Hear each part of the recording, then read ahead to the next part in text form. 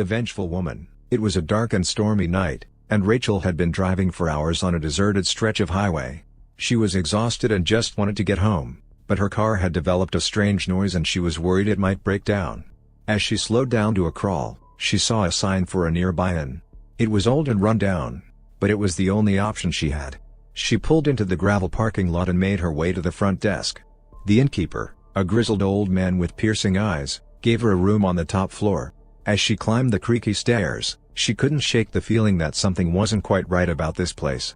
She locked the door behind her and settled in for the night, trying to ignore the strange noises that seemed to be coming from all around her.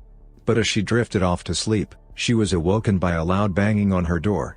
She opened it to find the innkeeper standing there, panting and sweating. "You have to leave, now," he gasped. "This place is cursed. The ghost of a vengeful woman haunts these halls, and she's after you." Rachel didn't believe in ghosts, but the fear in the innkeeper's eyes was undeniable. She quickly gathered her things and fled the inn, racing through the storm to get as far away as possible. But as she drove, she began to notice strange occurrences.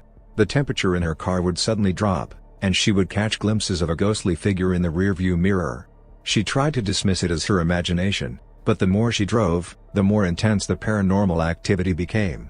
And then, just as she thought she had escaped the cursed inn, she saw a figure standing in the road up ahead. It was the ghost of the Vengeful Woman, and she was beckoning Rachel to come closer. Rachel panicked and swerved to avoid her, but it was too late.